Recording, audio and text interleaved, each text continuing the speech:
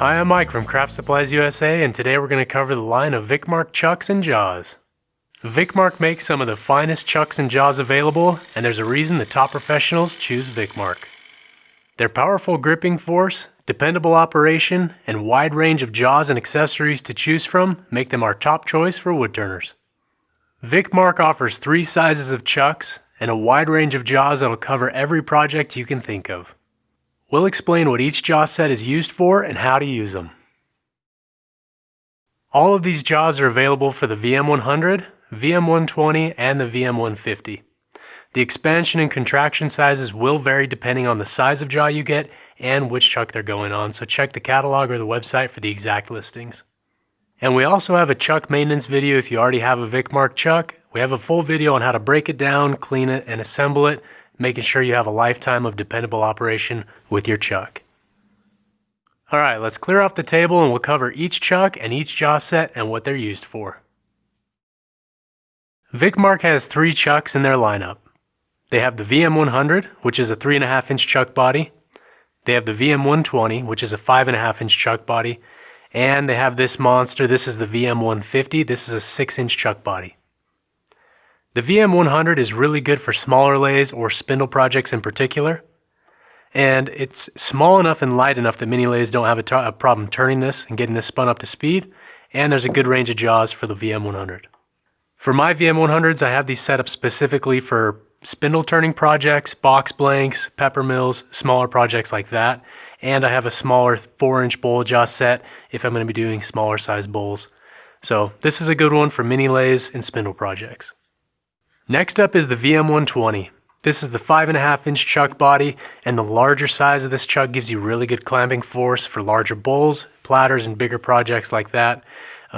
With my chuck, I've got a set that has a 2.5-inch dovetail jaw on it, and then I've got another one with a 5-inch bowl jaw set, and those cover about 90% of projects that I do. I like to have those 2 set up with those jaws, and then I have a couple of these VM100s for spindle type projects. Next up is the VM150. This is the biggest chuck on the market today, and it's the biggest one that Vicmarc makes.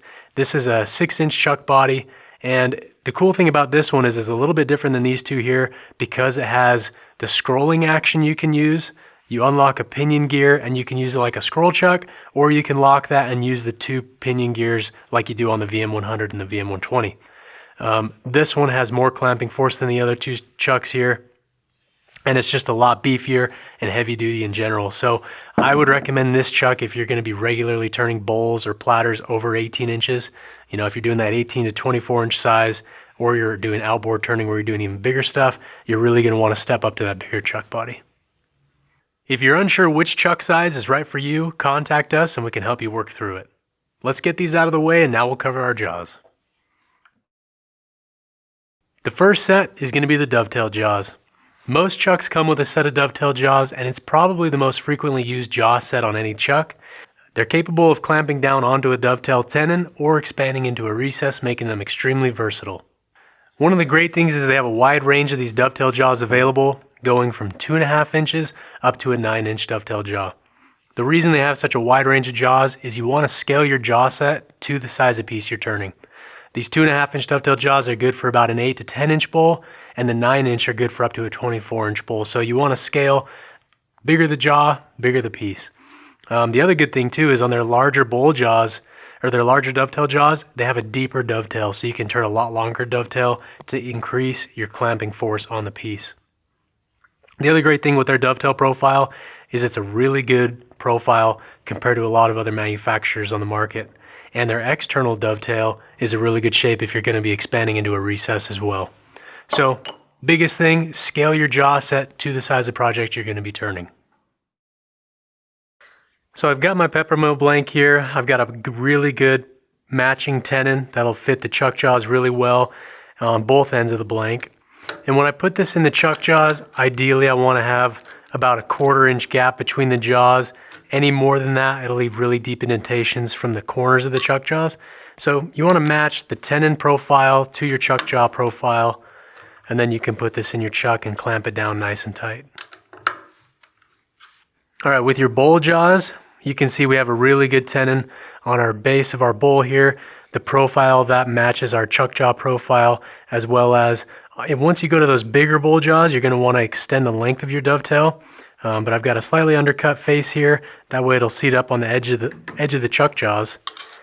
And when I put this in our chuck, we'll tighten this down. We've got about an 1/8 inch gap right here on our chuck jaws. That means we got full contact with those jaws, and there's no gaps between the chuck jaw and our workpiece. So I know I have a really good hold with these jaws. Alright, and if you don't want to clamp down onto a tenon on a bowl like this, traditionally on my platters I'll usually do a recess on the bottom. That way if I need to rechuck it later down the road, I do have a work holding method, and I can, you know, refinish the surface. I can sand down any raised grain if it gets wet or something. But I want to make sure that my depth for my tenon, or my recess here, is at least 1/4 inch deeper. If the piece is bigger, you want to have a little bit deeper of a recess there. But I match the profile of that to the external jaws here, and then you can expand into a recess, which is really handy. Usually I'll push down on the center of the bowl as I tighten that down, but you do want to be careful you don't over tighten those, because you can split your piece. So you want to just go snug, not too tight, and then obviously as you're turning, check to make sure everything's still tight. So it's nice being able to contract onto a tenon or expand into a recess. Next up are the shark jaws. These are essentially an extended dovetail jaw with interior and exterior serrations for better grip on round stock. These are really good for spindle type projects like pepper mills, boxes, and anything where you're going to be turning a longer spindle that's unsupported by the tailstock. The profile on the inside gives you a ton of gripping force. That way if you're turning a box and you're trying to get the bottom of the box and you can't have tailstock support and you have a lot of unsupported material, these are going to be giving you better grip, and these are one of my go-to jaws. The shark jaws have interior and exterior serrations, which make them great for expanding into a drilled hole like a pepper mill or a box, and great for gripping round stock. As with the dovetail jaws, there are a couple different sizes of shark jaws depending on your chuck body, so make sure you scale it accordingly to your project. Alright, with the shark jaws, it's really good at gripping round stock like this. That way you can just take a blank, throw it straight in the chuck. You don't need to cut a tenon to fit it. The serrations on the inside are going to grip that really well. If you wanted to, it does have a dovetail profile on the inside, so you could turn a small dovetail to remount a piece like this. That'll give you really good support. And another thing that I really like these jaws for is on projects where I have a small decorative foot with a little recess. It looks like a design feature, not a work holding method. The shark jaws are really good at gripping things like this. I can clamp these jaws down and expand into that tiny little dovetail recess I've cut. And then I can turn smaller bowls and projects like that as well. So really versatile jaw set. Next up are the step jaws. These are essentially a 4-inch dovetail jaw with multiple steps with different diameters of dovetail tenon cut into the jaws. The nice thing about these is this is a good set of jaws for turners who don't want to invest in 4 or 5 different dovetail jaw profiles. They can just go with this. However, you are limited by the depth of the tenon that you're going to be turning. So keep that in mind when you're sizing the tenon to fit these jaws.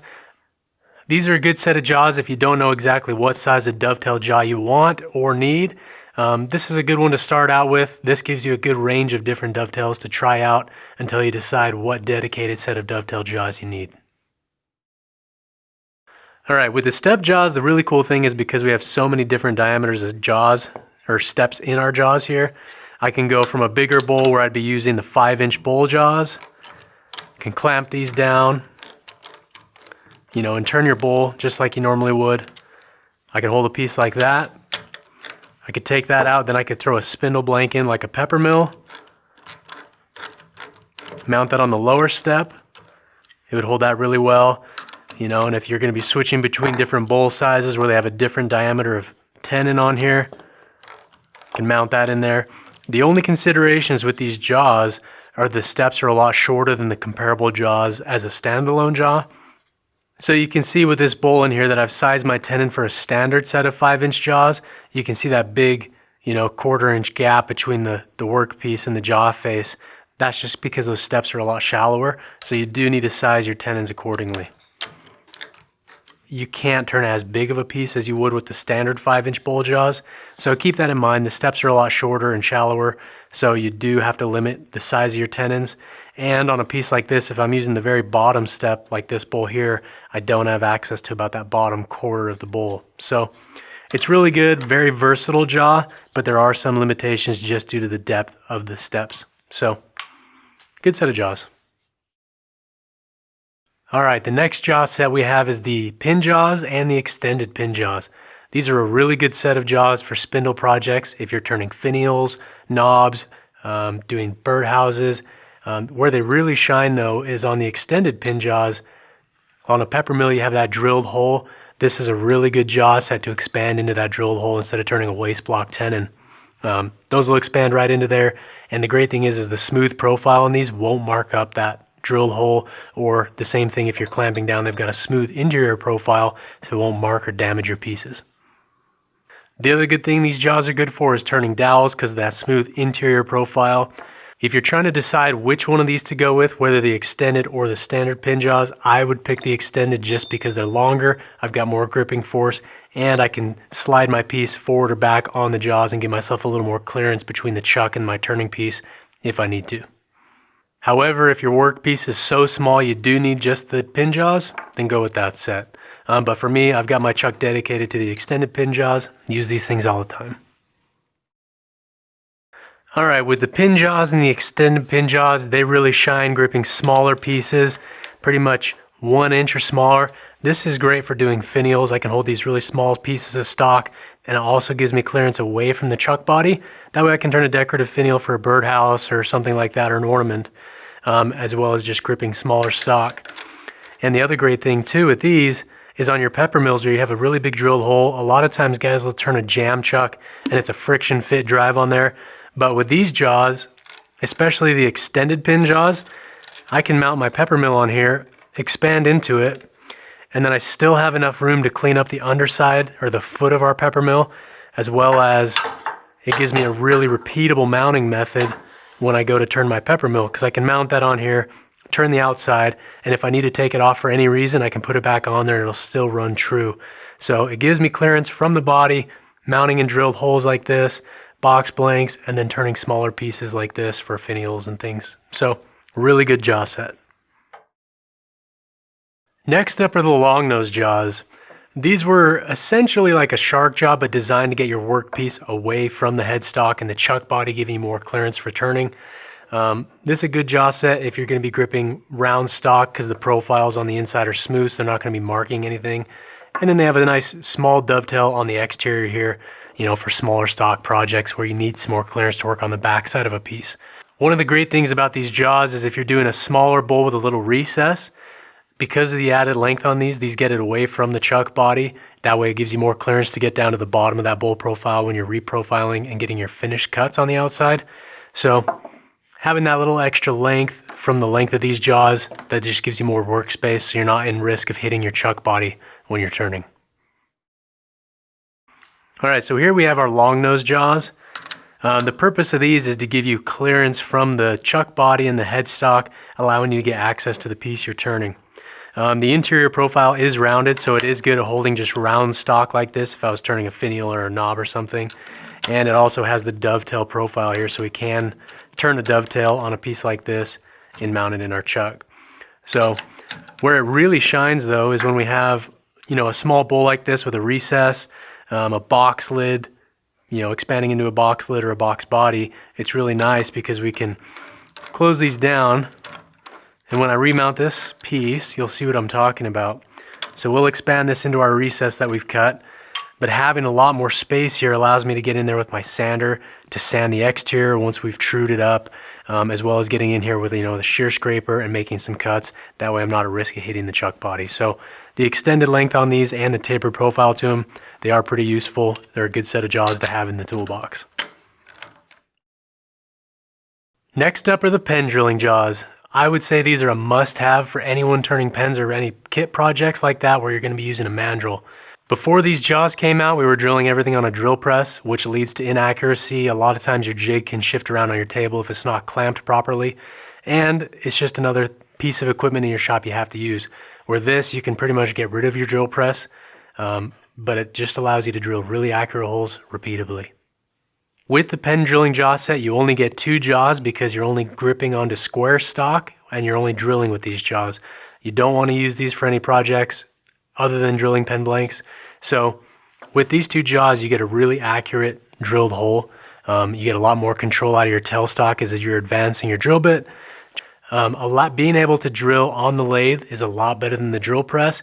And with these jaws, you can drill more accurately as well. So there's one for the VM120 and the 100 size, but these are a really good jaw if you're doing a lot of pen kit projects where you need to drill accurately, especially where if your blank's small and you're not sure if you have enough wall thickness, being able to drill accurately and repeatably is extremely important. So I've got a set on my VM100 dedicated just for drilling pen blanks and small projects like that. All right, so we have our pen blank drilling jaws. This is, in my opinion, the best way to drill a pen blank. The nice thing about these jaws is because there's only 2 of them, it self-centers the piece. You can see as it's spinning, it's running nice and true. It grips those pieces really well. And then as I'm drilling with the tailstock, I've got a lot of control how I advance and retract that bit when I'm drilling. A lot of times on your drill press table, if you're using a jig to hold your blank, which you should be, a lot of times those jigs will slide around, or even the drill press table rotates on the shaft enough to where you don't get a really good, cleanly drilled hole. So I always drill on the lathe. I recommend everybody that does pens drills on the lathe as well. And these jaws are really handy. And the nice thing too is you can leave the other dovetail jaws on these 2 slots and then just put your pen blank drilling jaws on that side and use them. So highly recommend. Next up are the faceplate rings. These are really cool because you can mount these directly to your workpiece, and then they have a dovetail recess that you expand your jaw set into. That way you can keep your chuck on the lathe as you're turning. They have a couple different sizes, both with a dovetail recess here and 6 screw holes to mount onto your workpiece. Alright, so when you're using these, the first thing you want to do is mount the faceplate ring directly to your workpiece, and then with that dovetail profile on the inside, it allows you to mount that straight onto your dovetail jaws and then expand into that to hold that in place.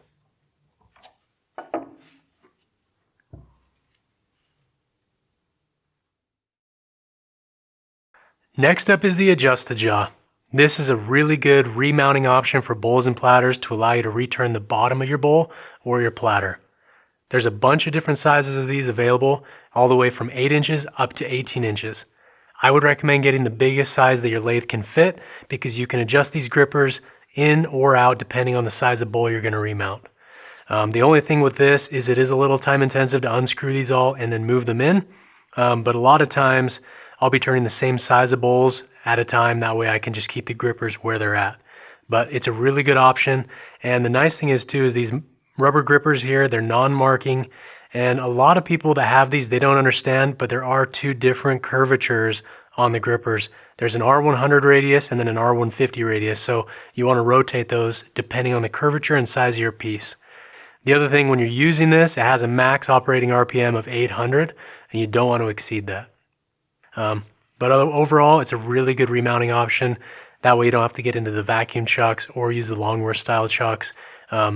I like to have this dedicated on a chuck body, so I've got a VM120 that I just leave this 14-inch Adjusta-Jaws set on permanently.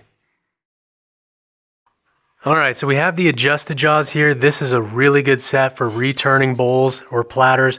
Once you've turned the face of this thing and you're trying to get this all cleaned up and get your dovetail tenon removed or incorporated and finish this turning, these are a really good option because I can just remount this piece directly in these chuck jaws. That's going to give me a really good secure work holding method that's not going to mark my piece, and it allows me access to the bottom of my bowl or platter to finish turning my piece. And once you're done with that, your piece is pretty much done. But with these, I have a higher RPM maximum than I do on a longworth chuck, and they just run a little more accurately because they're metal and it's not a plastic 2-piece system. So really good jaws. I recommend these for anyone who does bowls or platters. They are a little pricey, but you definitely get your use out of them, and it prevents you from needing to get a vacuum chuck system as well. So really good system. And then these grippers are also adjustable. You can flip them around depending on the curvature and size of your piece to match the profile. So Will last you a lifetime, and you'll definitely get your use out of them.